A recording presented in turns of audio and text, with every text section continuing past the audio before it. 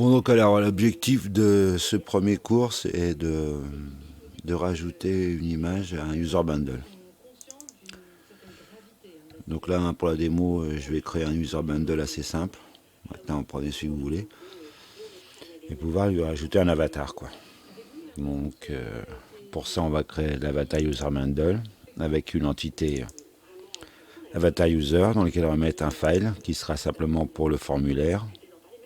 D'ailleurs, choisir une image. Le path, par contre, celui-là sera mappé en base de données. Ce sera donc le nom du fichier. L'avatar token, ce sera un token qui servira, je vous expliquerai plus tard quand on a un problème d'update, puisque à ce moment-là, si on ne modifie pas, si on ne modifie que le file dans le formulaire, Doctrine n'est pas informé et donc, je vous expliquerai plus tard. Donc, on imagine donc que ce bundle user bundle, on a fait un CRUD, donc une série de contrôleurs qui contrôlent l'information, la gestion de ces informations par Doctrine en BD.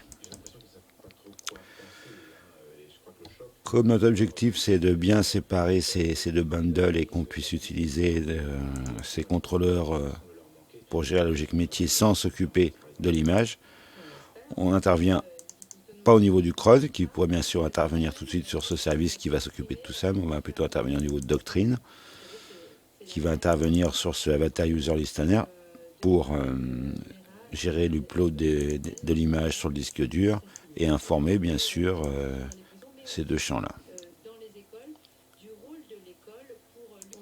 Alors pour ça, on va se servir d'une annotation ORM de Doctrine qui s'appelle entité listener, qui permet, à partir du moment qu'il y a des actions de Doctrine sur la BD, va informer ce listener de cette entité particulière de ce qui se passe en BD. À partir de ce moment-là, on va créer un autre service qui s'appelle upload, donc qui pourra renseigner l'user du nom du fichier qu'il va utiliser pour stocker au cas de stockage ou qui effacera ce qui a effacé. Bon, bien sûr, puisque là on aura un service et là un autre service, il faudrait bien qu'on leur mette une interface pour savoir de quoi ils causent. Et puis à la fin, on fera une config afin de configurer les différents éléments dont on aura besoin.